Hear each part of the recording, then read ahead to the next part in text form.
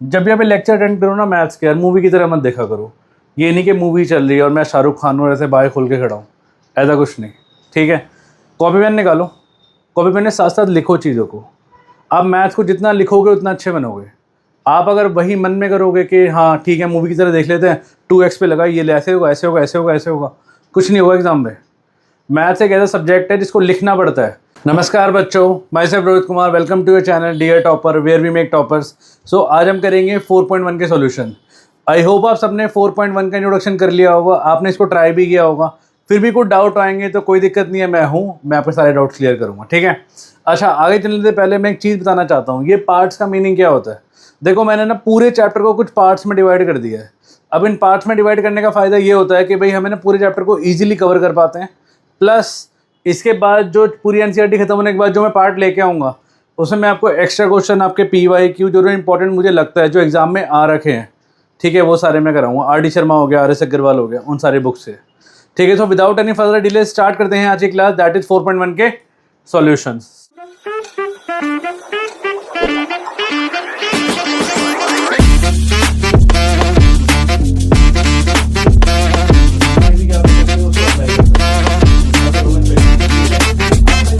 के साथ तो पहला क्वेश्चन हमारा वही है जो हमने इंट्रोडक्शन में किया था। कह रहा है चेक करो क्या ये क्वाड्रेटिक इक्वेशन है या नहीं है। तो शुरुआत करते हैं पहले से। अगर हम पहले की बात करें तो ये होगा a + b का स्क्वायर, है ना। तो ये लिखें a² + b² + 2ab, और ये हुआ आपका 2x 2 3 6, ये हुआ x² + 1 + 2x = 2x - 6, यही हुआ। प्लस 2x मान लेके जाओ, आप एक काम करो इन दोनों को उठा के यहाँ ले आओ। तो ये होगा x² 1 + 1 + 2x - 2x + 6 = 0। ये कट गया, +1 + 6 + 7 आ गया, तो ये आ गया x² + 7 = 0। तो यस, x की पावर 2 होनी चाहिए, बस मुझे और कोई मतलब नहीं है किसी से। x की पावर 2 दिखी मतलब वो क्वाड्रेटिक है, और नहीं दिखी तो मतलब क्वाड्रेटिक नहीं है, सिंपल सी बात। ठीक है, अब ज़रा ये चेक करो। सेकंड पार्ट अगर हम करें तो ये होगा आपके पास x² - 2x = अब -2 मल्टीप्लाई करना है, -2 मल्टीप्लाई करना है तो -2 को पहले 3 से करो, फिर -2 को -x से करो। भाई ऐसे करोगे ना तो आपकी गलती नहीं होगी, आप मन में करोगे तो 1% गलती होने के चांस है। तो ये हुआ x² - 2x = -x plus 2x, सबको उठा के यहाँ ले आओ। तो ये होगा x² - 2x + 6 - 2x = 0। -2x - 2x कितना हुआ -4x। तो ये हुआ x² - 4x + 6, ये भी पावर 2 आ रहा है, तो यस ये भी क्वाड्रेटिक है, सिंपल सी बात है। क्लियर है। तो फर्स्ट का क्वेश्चन नंबर 1 का फर्स्ट पार्ट भी क्वाड्रेटिक है और सेकंड पार्ट भी क्वाड्रेटिक है। ठीक है, आगे चले नेक्स्ट। थर्ड पार्ट कह रहा है बताओ ये क्वाड्रेटिक है। तो आपको ऐसे पता नहीं चलेगा, आपको सबसे पहले इनकी ब्रैकेट खोलनी पड़ेगी, तब कुछ बता सकते हो कि येस या नो। तो ब्रैकेट खोलो। देखो ब्रैकेट भी मैं आपको कभी सजेस्ट नहीं करूंगा कि आप मन में खोलो, आप ब्रैकेट के लिए भी ये मेथड यूज़ कर लो। मुझे पता है आज की डेट में भी आप 10th क्लास में तो हो गए, बट फिर भी ब्रैकेट खोलने में बाई चांस एक छोटे से प्लस माइनस की गलती हो गई ना, पूरा पेपर गलत हो जाएगा आपका। समझ आ रही है बात। तो एक प्लस माइनस भी गलत नहीं होना चाहिए हमारा, तो मैं ब्रैकेट प्रेफर करूँगा आप ऐसे ही खोलो। सेम यहाँ की ब्रैकेट भी ऐसे ही खोलो। तो ये हुआ x + 3, पहले x को इन दोनों से करो, फिर -1 को इन दोनों से करो। अब देखो क्या आता है, चेक करो। तो ये हुआ आपके पास x² + x - 2x - 2, अब इजी हो गया ना। ये हुआ x² + 3x - x - 3। मैंने बताया था करना क्या, सिंप्लीफाइड फॉर्म में ले आओ। ये हुआ x² - x - 2, ये हुआ x² + 3x - x + 2x, सबको उठा के यहाँ ले आओ। ये होगा x² - x - 2 -x², हाँ जी, -2x + 3 = 0। अब ये खत्म होते ही ये क्वाड्रेटिक खत्म हो चुकी है, पावर 2 चाहिए हमें, दैट्स इट। तो -x - 2x कितना हुआ, -x - 2x, ये हुआ माइनस का 3x -2 + 3 + 1 हो गया। तो नो, ये क्वाड्रेटिक नहीं है क्योंकि पावर 2 इसमें ख़त्म हो चुकी है। ठीक है, नेक्स्ट पे आए फोर्थ पार्ट पे। हाँ जी, तो फोर्थ पार्ट कह रहा है ये, मैं फिर से मैं आपको यही बोलूँगा, आप ब्रैकेट ऐसे ही खोलने की आदत डाल लो, ठीक है। वैसे मैं बच्चों को शॉर्ट ट्रिक्स भी सिखाता हूँ, बट ये हमारा सब्जेक्टिव पेपर है, सब्जेक्टिव पेपर में हमें ऐसे ही करना होता है। जो शुरू के 20 MCQ होते हैं ना, वो भी कराऊंगा मैं आपको, उसमें सीधा टिक करना होता है, सीधा टिक, उनको सेकंडों में क्वेश्चन करते हैं हम। बट वो बात की बात है, ये सब्जेक्टिव सिखा रहा हूँ फिलहाल मैं आपको, जो सब्जेक्टिव हमारा पेपर होता है आगे वाला, ठीक है। तो -3 ये हुआ 2x + 1, ब्रैकेट खोलो, x × x ये हुआ x², 5 × x ये हुआ 5x। अब ब्रैकेट खोल दो, ये हो गया आपके पास, ये हो गया 2x² + x -3 to the 6x -3 = x² + 5x। कुछ सॉल्व हो रहा है, कर दो। तो ये आ रहा है 2x² + x -6x, कितना हुआ माइनस का 5x -3, इनको उठा के यहाँ ले आए, ये x -x² - 5x = 0। तो 2x² - x² ये हुआ x² -5x - 5x माइनस का 10x और -3। तो इसमें भी पावर 2 आ रही है, तो इसको भी आप यस लिख दो, बात खत्म करो, है ना। सिंपल है, अच्छी चीज़ है ना। ये फ्री के मार्क्स हैं आपके, अगर एग्जाम में आता है तो। ये 5th पार्ट, हाँ जी 5th पार्ट कह रहा है, फिर से ब्रैकेट आ गई। चलो वीडियो को पॉज करके अपने आप ट्राई करो, देखो क्या आपसे हो पा रहा है ये। क्योंकि कई बार है ना, हमसे है ना, ये प्लस माइनस की गलती से ही बहुत बड़ा ब्लंडर हो जाता है एग्जाम में, और उसकी वजह से फिर हमें पछताना पड़ता है। x - 1, पहले x को, फिर +5 को x - 1 से करो।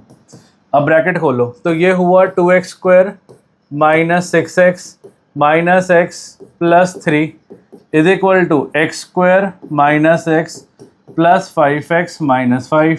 और सिंप्लीफाई करो, ये हुआ 2x² - 7x + 3 = x² + 4x - 5। सबको उठा के यहाँ ले आओ, तो ये होगा 2x² - 7x + 3 - x² - 4x + 5 = 0। 2x² - x² कितना हुआ, x² - 7x - 4 -11x + 3 + 5 + 8। इसमें भी पावर 2 है हमारे पास, तो यस लिख दो, ख़त्म करो, है ना। सिंपल लग रही होगी आपको। आगे वर्ड प्रॉब्लम भी आएगी, सिर्फ क्वेश्चन नंबर 2 है। ज़रा इन क्वेश्चन को ख़त्म करें। तो ये हुआ x² + 3x + 1, a - b का होल स्क्वायर लग रहा है, तो ये होगा a² + b² -2 × a × b, ठीक है। आगे खोलोगे तो ये होगा x² + 3x + 1 = x² + 4 माइनस का 4x।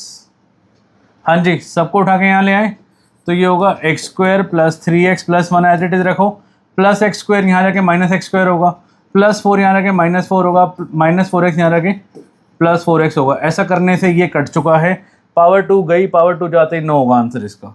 तो +3x + 4x 7x + 1 - 4 तो -3, तो आंसर आ गया 9, ख़त्म। क्योंकि पावर 2 का मतलब ही क्वाड्रेटिक होता है, जब हाईएस्ट पावर 2 होगी तो उसी को मैं क्वाड्रेटिक बोलता हूँ, ठीक है। नेक्स्ट, हाँ जी 7th पार्ट। अब क्यूब का फॉर्मूला आ गया, इसके लिए आपको a + b का होल क्यूब आना चाहिए। a + b का होल क्यूब होता है a³ + b³ + 3a² b + 3ab², है ना। ब्रैकेट खोल ले ज़रा 7th पार्ट में, तो ये होगा a³ + b³ + 3a² b + 3ab²। अच्छा राइट साइड में क्या आएगा, इस ब्रैकेट को खोलो, तो डी होगा 2x³, पहले इसको इससे करो, फिर -2x होगा। पहले ब्रैकेट खोलो इसको, तो ये होगा x³ + 8 3 to the 6 + 6x², 2 to the 4 4 3 the 12 + 12x। इन दोनों को उठा के यहाँ ले आओ, तो -2x³ प्लस का 2x = 0। अब देखो x³ - 2x³ -x³ आया, हाँ जी, प्लस 6x² आया, +12 + 2 कितना आया, +14x आया, और +8 आ गया।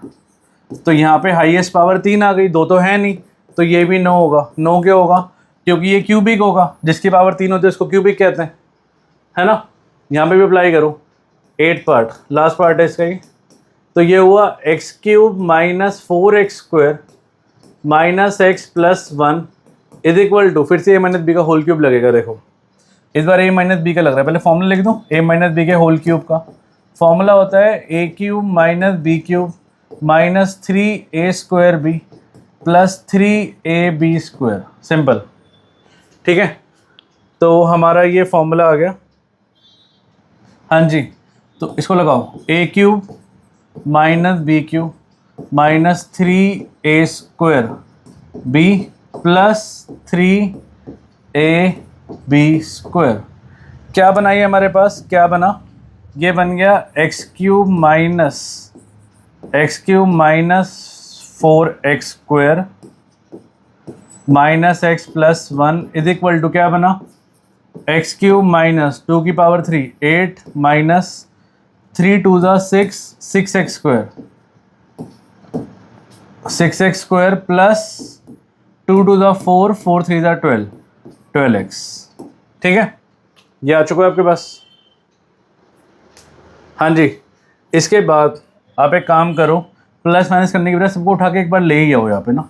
तो ये होगा x³ minus 4x² minus x plus 1 minus x³ plus 8 plus 6x² minus 12x is equal to 0। x³ से x³ जाएगा, माइनस 4x² प्लस 6x² कितना बना, ये बना 2x² है ना, plus minus minus but sign बड़े वाले का आएगा, minus x minus 12 minus x minus 12 कितना आया, माइनस का 13x प्लस 1 प्लस 8 प्लस का 9 आएगा।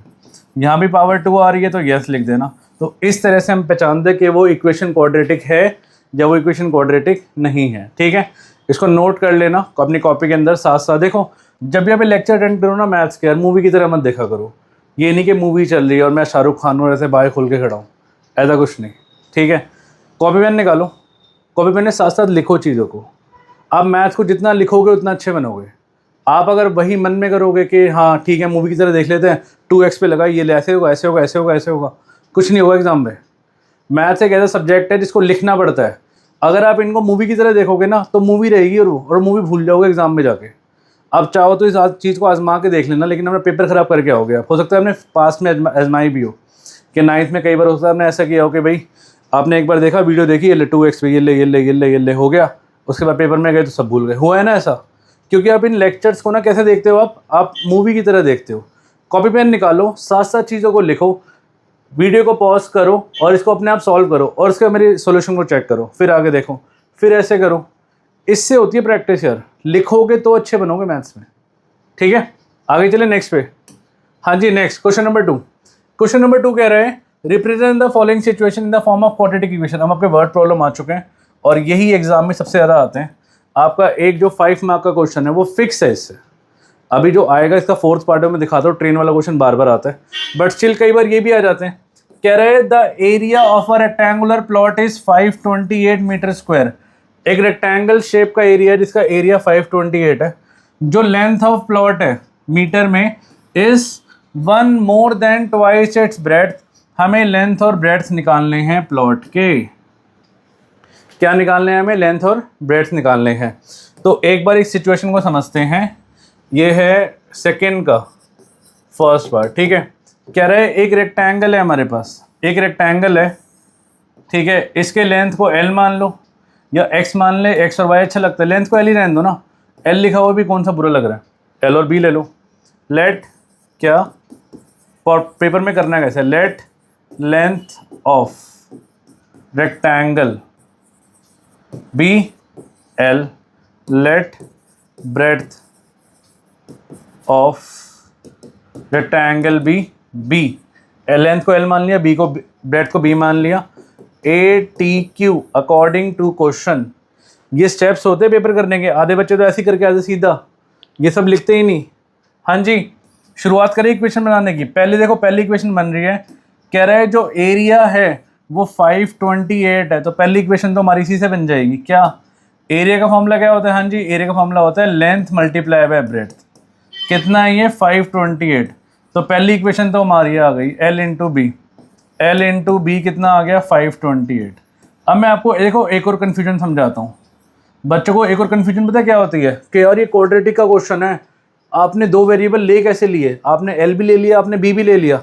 बल्कि क्वाड्रेटिक तो होता है ax² plus bx plus c sir ये तो आप बहुत गलत पढ़ा रहे हो, यहाँ पे तो पावर सिर्फ x आ रहा है, ये क्या कर रहे हो आप? तो ऐसा कुछ नहीं है, वो टीचर है ना, रटे रटाए टीचर होता है जो रट के आते हैं आपको सीधा बता देते हैं।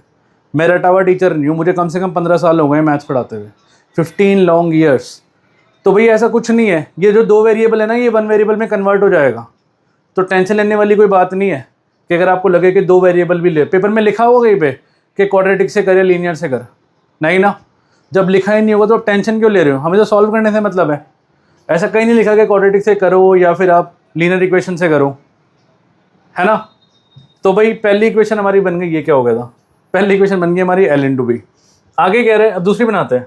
कह रहे हैं लेंथ ऑफ प्लॉट इज, पढ़ते जाओ बनाते जाओ, is equal to 1 1 more than twice its breath.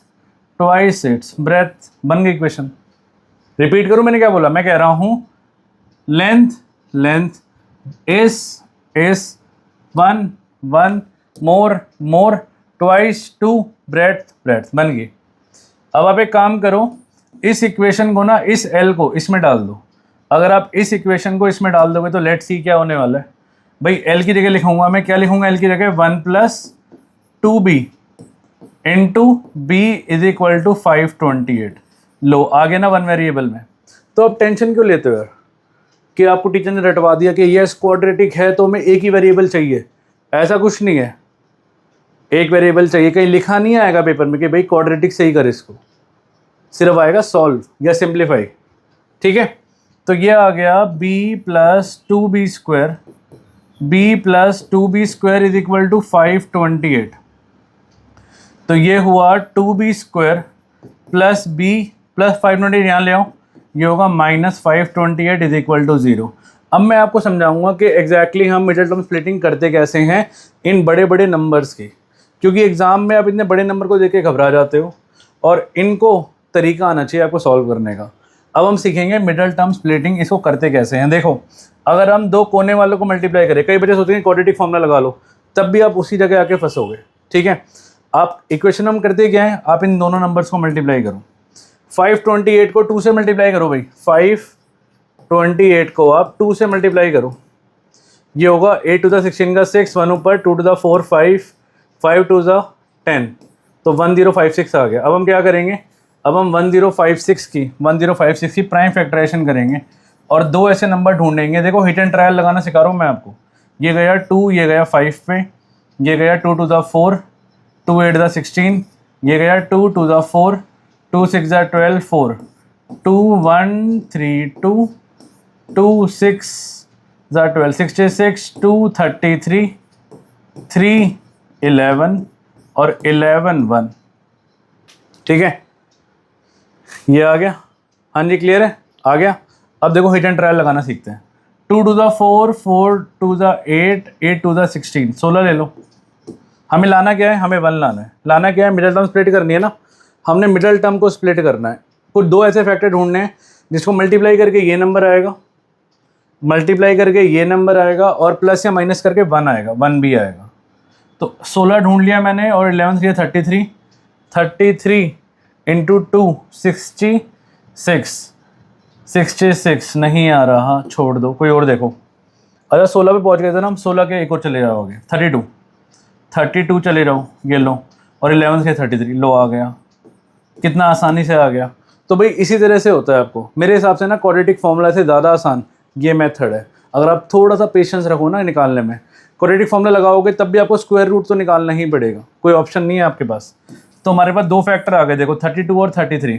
मतलब इस बीच वाले को मैं तोड़ के, प्लस b है मेरा, क्या लिख सकता हूँ मैं लिख सकता हूँ 2b² प्लस क्या, अच्छा प्लस हमें 1b लाना है, तो भाई प्लस 33b माइनस 32b, मैं इसको इरेज कर रहा हूँ क्योंकि मेरे पास जगह नहीं है, माइनस 528।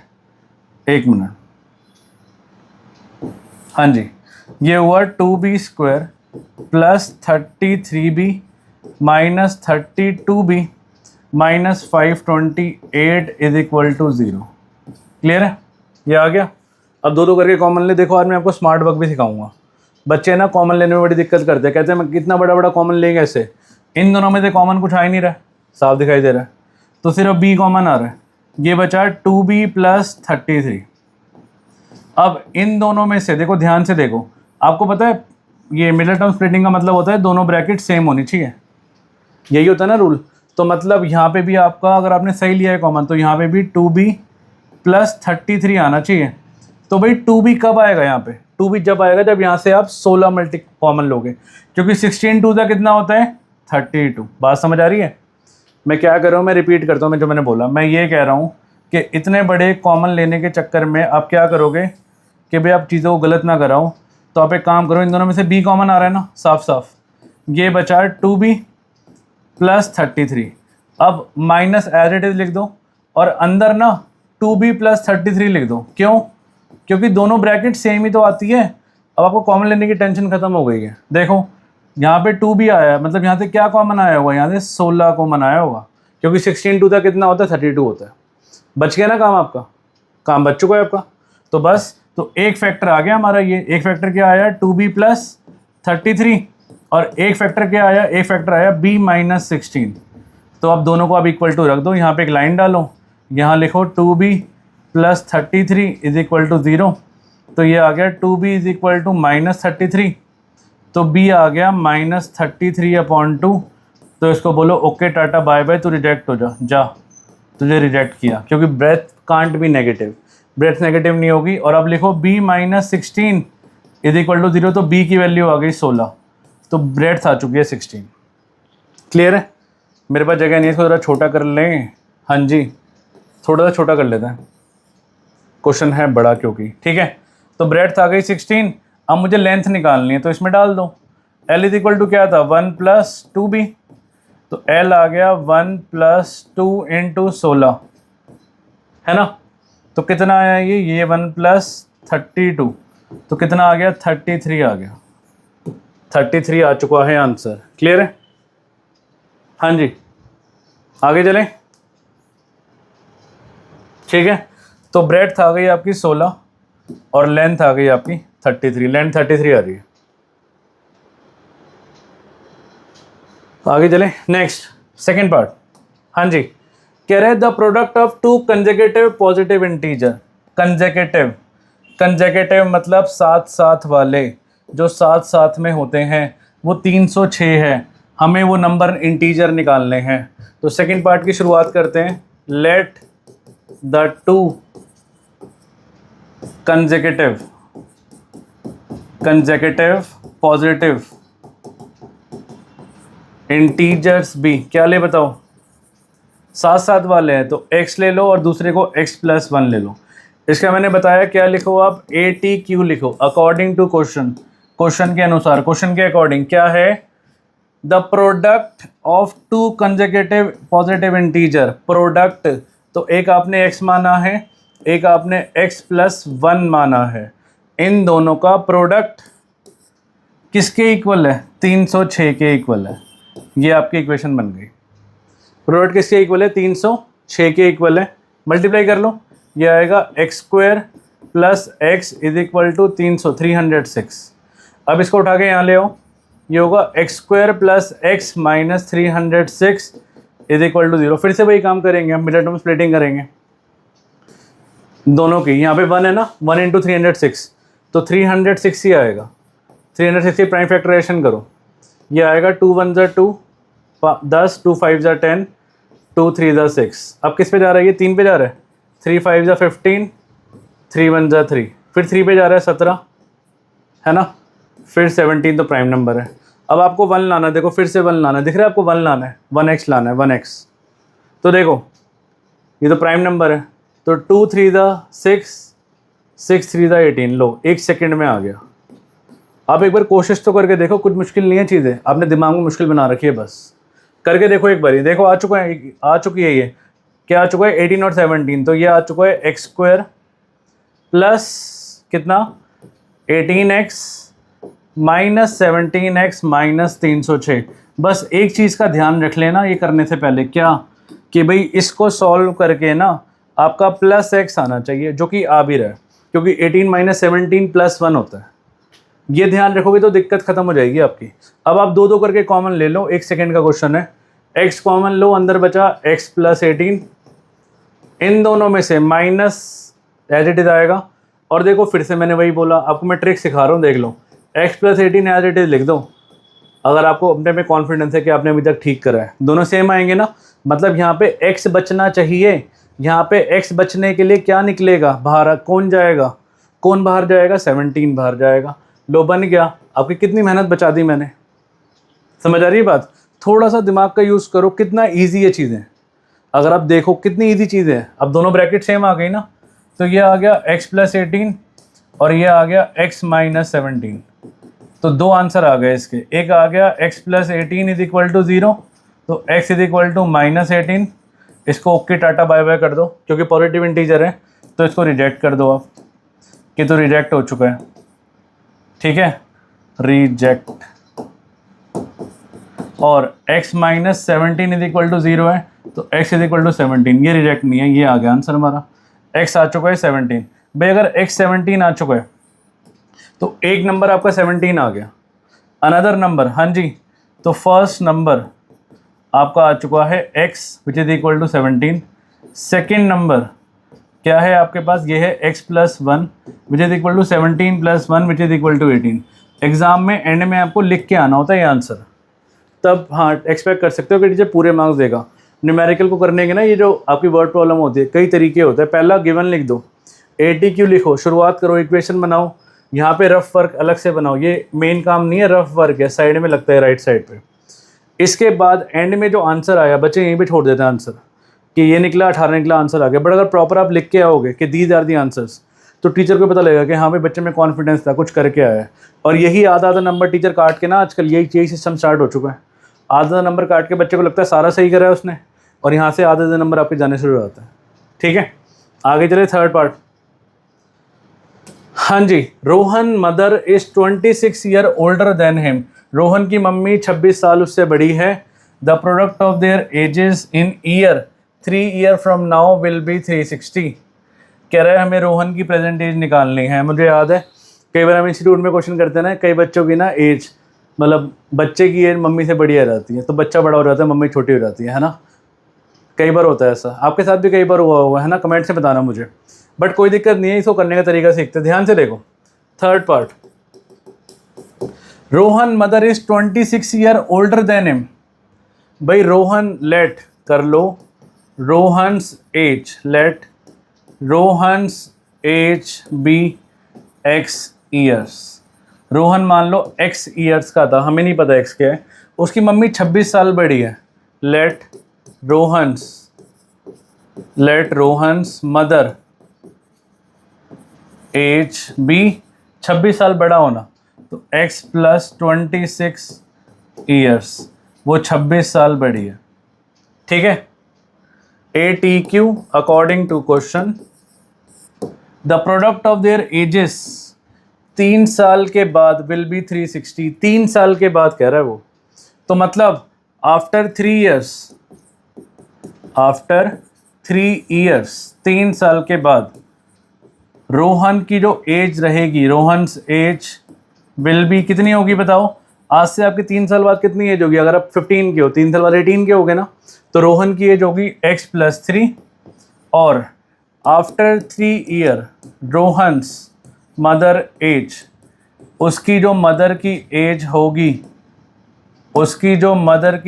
होगी, वो कितनी होगी, मम्मी कितनी बड़ी है 26 ना, तो भाई ये होगी आपकी मम्मी 26 साल बड़ी है, तो मम्मी की एज ये है, तो x plus 26 plus 3 that is years लिख देना, years that is x plus 29। बात समझ आ रही है भाई? 3 साल बाद की बात कर रहा है वो, 3 ईयर फ्रॉम नाउ। 3 साल बाद रोहन भी 3 साल बड़ा हुआ, उसकी मम्मी भी 3 साल बड़ी हुई, दोनों के दोनों 3 साल बड़े हुए। कह रहे हैं इनका जो प्रोडक्ट इनको मल्टीप्लाई करके जो आंसर आ रहा है वो 360 आ रहा है। अब मल्टीप्लाई करो तो ये होगा x plus 3 into x plus 29, कितना आ रहा है वो 360 आ रहा है। अब मैंने बताया था जब भी दो ब्रैकेट आए कभी भी ये काम मन में मत करना, क्योंकि मन में आप गलती करने के चांस होते हैं। एक स्टेप एक्स्ट्रा लिखेंगे हम, बट क्वेश्चन गलत करके नहीं आएंगे। मैं मुझसे ये चीज़ सीख लो ज़रा। हम एक स्टेप है ना छोटा सा एक्स्ट्रा लिख लेंगे, बट गलती नहीं करेंगे एग्जाम में। तो ये हो गया x square plus 29x plus 3x plus 29 into 3, 9 3 ज़ा 27 का 7, 2 ऊपर 3 2 ज़ा 6 7 8, 87 इज इक्वल टू 360। ये इक्वेशन आ गया आपके पास, ठीक है। ये इक्वेशन आ चुकी है, तो ये आई एक्स स्क्वायर प्लस 29 और 3 कितना हुआ 32, 32x प्लस 87 माइनस 360, 360 को मैं मान ले आया, प्लस 360 मान ला के क्या हो गया माइनस 360। अब इसको सॉल्व कर लो, ये हुआ एक्स स्क्वायर प्लस 32x, इसको ज़रा सॉल्व कर लो। 360 में से 87 गए, हाँ जी, 10 में 7 गए 3, ये 15 में से 8 गए 7, 273 है ना। तो ये आ गया माइनस का 273 इज इक्वल टू 0। अब वही मिडिल टर्म स्प्लिटिंग करते हैं, मिडिल टर्म स्प्लिटिंग से आंसर आ जाएगा आपका, ध्यान से देखो। 273 की प्राइम फैक्टराइजेशन करो ज़रा, क्योंकि 1 इंटू 273 तो 273 आएगा। अगर कॉलम बना लेता हूँ, 273 प्राइम फैक्टर बनाना सीख लो।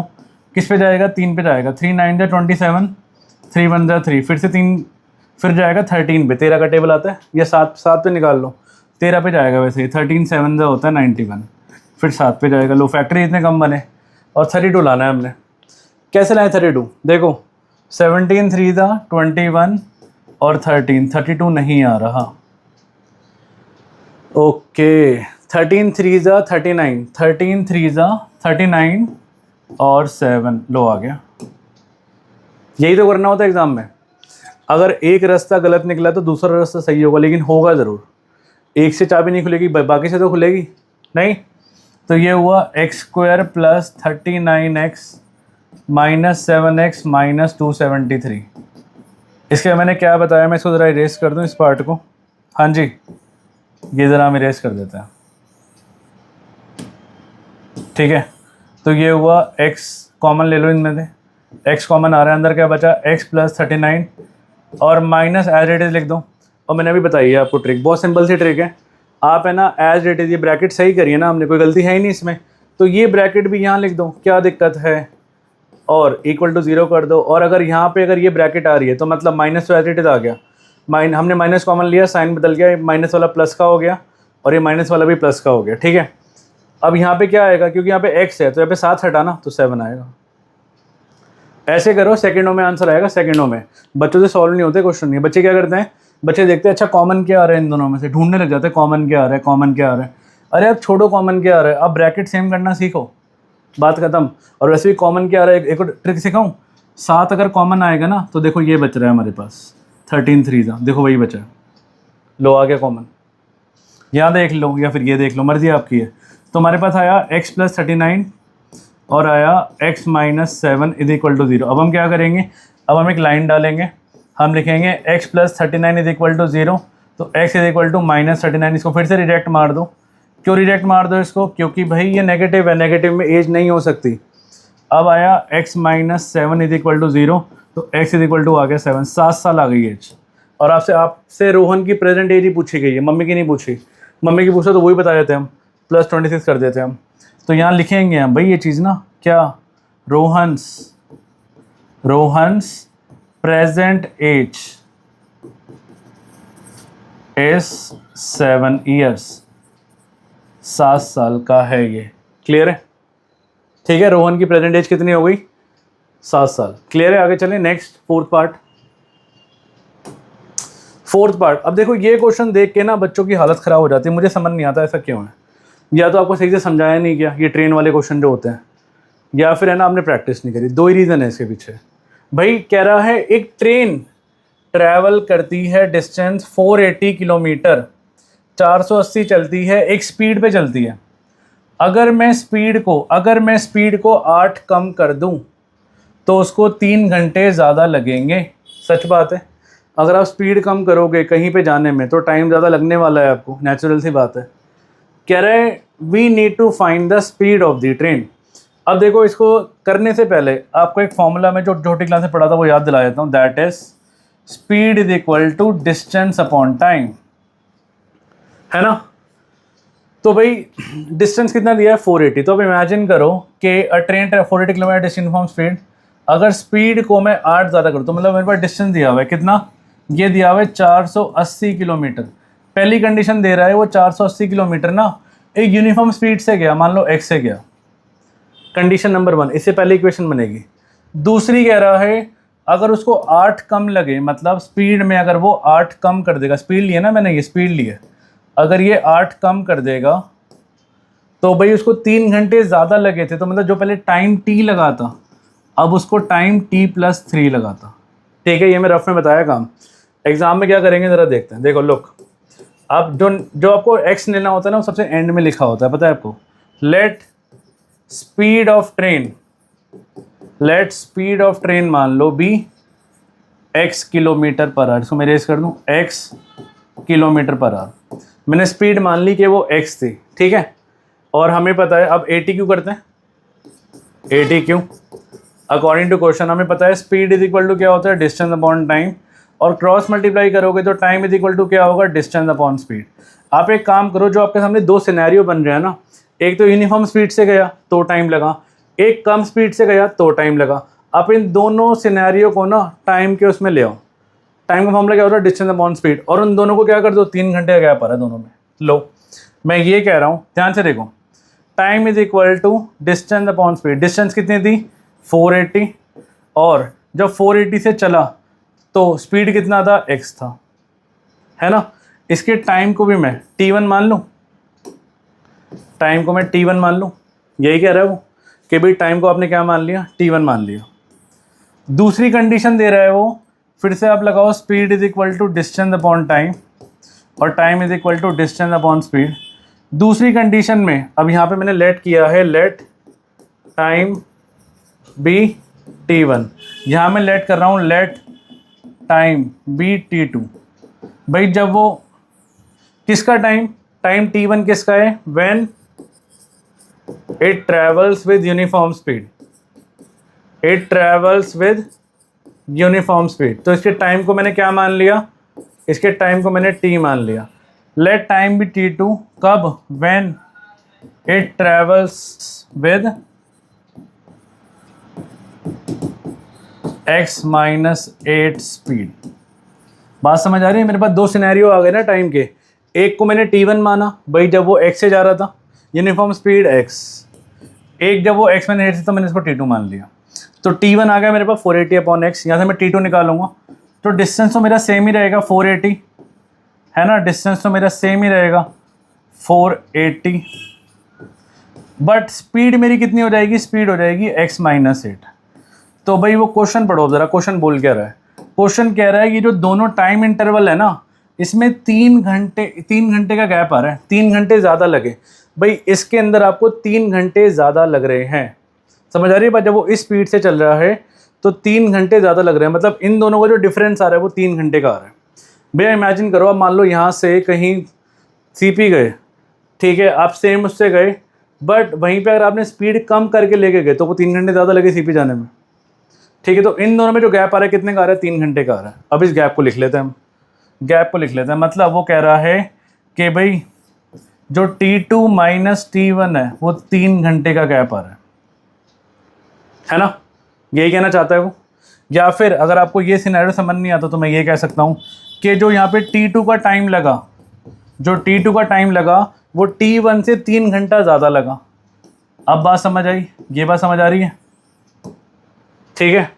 ये है आम जिंदगी। एक आपको शॉर्टकट समझाऊं, यहाँ तक समझ जाएगी, बहुत बड़ी बात है, बहुत इजी है यहाँ तक पहुँचना। क्या t1 निकाला, t2 निकाला, t1 कहाँ से आया 480/x, t2 कहाँ से आया 480/x-8।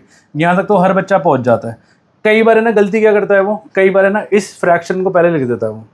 भाई हमेशा बड़े फ्रैक्शन में से छोटा फ्रैक्शन माइनस होगा। अब देखो t1 को यहाँ लेके आओ तो ये होगा t2 - t1 = 3। कहने का मतलब है ये होगा 480/x-8, ये ले देता हूँ। t2 कितना है मेरा 480/x-8 माइनस t1 कितना है, t1 है 480/x = 3। बच्चे गलती क्या करते हैं, आपको एज ए स्टूडेंट गलती क्या होती है भाई, आप है ना कई बार इसको पहले लिख देते हो। आपको पता है ये फ्रैक्शन बड़ा है, ये फ्रैक्शन बड़ा है। अब बोलोगे कैसे, मैं आपको ज़रा साइड में लिख के समझाता हूँ। 480/x-8 minus 480 upon x is equal to 3। आप एक काम करो, x को ना कोई होल नंबर मान के देखो, इमेजिन जल्दी से करो, 10 ले लो 10, तो ये हुआ 480 अपॉन 10 माइनस 8 कितना हुआ 2, माइनस 480 अपॉन 10 तो ये 48 हुआ ना, और दिख रहा है आपको 240 हुआ। तो भाई ये चीज़ हमने छोटी क्लास में पढ़ी थी, जिसका डिनोमिनेटर छोटा होता है वो फ्रैक्शन बड़ा होता है, जिसका डिनोमिनेटर छोटा होता है वो फ्रैक्शन बड़ा होता है। तो भाई अगर आपको इतनी मेहनत नहीं करनी तो सीधी सी बात है, जो पहले वाला फ्रैक्शन आएगा वो हमेशा क्या आएगा, छोटा ही आएगा। इसके बहुत सारे क्वेश्चन कराऊंगा, जब पूरी एनसीईआरटी खत्म हो जाएगी तब बहुत सारे क्वेश्चन कराने वाला हूँ इसके, और उसमें देखना कितना मज़ा आएगा। ठीक है, तो ये आपकी इक्वेशन बन चुकी है, क्लियर है। अब ध्यान से देखो, इसका अब एलसीएम ले लो। सॉल्व कैसे करें इसको, एलसीएम ले लो, कोई तरीका ही नहीं है, एलसीएम लो। ये आया x माइनस 8 इंटू एक्स समझ आ गई आपको बात। भाई जो इसमें जो टाइम लगा था इसका 3 घंटे ज़्यादा लग रहे हैं इसमें, तो मतलब T2 is equal to T1 plus 3 घंटे। भाई टाइम को टाइम से प्लस करूँगा ना मैं, टाइम ये रहा, टाइम ये रहा, इसको इससे मल्टीप्लाई करूँ, इसको इससे, इसको इससे, तो ये होगा 480 into x minus 480 into x minus 8 is equal to 3। ठीक है, हो गया। अब इसको मल्टीप्लाई करें तो ये होगा 480x माइनस, ब्रैकेट खोलो, ये होगा 480x माइनस माइनस प्लस। अब 480 को 8 से मल्टीप्लाई कर लो, 8 8 दा 64 का 4, 6 ऊपर 8 4 दा 32, तो 38 3840 आ गया, तो माइनस माइनस प्लस आएगा बट ना 3840। ठीक है, अपॉन एक्स स्क्वायर ब्रैकेट खोल लो minus 8x is equal to 3 आ गया। बात समझ आ रही है। अब ध्यान से देखो, ये दोनों कट गए ना, इसको मान ले रहा हूँ, तो ये आया 3840 is equal to 3 into x square minus 8x। मैं कह रहा हूँ मल्टीप्लाई भी क्यों करो, स्मार्ट वर्क करो ना, हार्ड वर्क क्यों करना है। जब आपको दिख रहा है 3 से कट रहा है, सीधा ये सीधा कटेगा। हाँ जी, 3 1 जा 3, 3 2 जा 6, 3 8 जा 24, ठीक है, और 0 1 2 8 0। अब इसको यहाँ ले आओ, तो ये होगा x square minus 8x minus 1280 is equal to 0। अब आपकी इक्वेशन आई है, तभी तो मैं कह रहा हूँ 5 नंबर का आता है। देखो पूरा बोर्ड भर गया, 5 मार्क फिक्स है आपके इस क्वेश्चन के, एग्जाम में आता ही आता है। स्टैंडर्ड में तो देखो आएगा ही आएगा, बट बेसिक में तो 110% है कि आना ही आना है। ज़रा इसको मैं छोटा कर लूँ सॉल्व करने के लिए, इसको नोट कर लेना जल्दी से कॉपी पेन निकाल के ना। हाँ जी, तो ये हुआ आपका। अब सॉल्व कर लो, 1280 की प्राइम फैक्टराइजेशन करो, 1280 की प्राइम फैक्टराइजेशन करो। देखो आपको लाना क्या है, आपको लाना है 8। लेट्स सी, 2640, 2320, 2160, 280, 240, तो बड़े सारे नंबर आ रहे हैं, 220, 210, 25 और 51, काफ़ी सारे आ गए ना। कोई नहीं, स्टार्ट करते हैं। 8 लाना है। देखो 2 to the 4, 4 to the 8, 8 to the 16, 16 to the 32, 32 मान लो अभी के लिए, और 5 to the 10, 10 to the 12, 5 to the 10, 10 to the 12 करो, 10 to the 20, 20 to the 40, 40, ओए तो एक बार में आ गया, 40 आ गया। देखो अब आप बोलोगे कि अब तो रट के आए हो, ऐसा कुछ नहीं यार।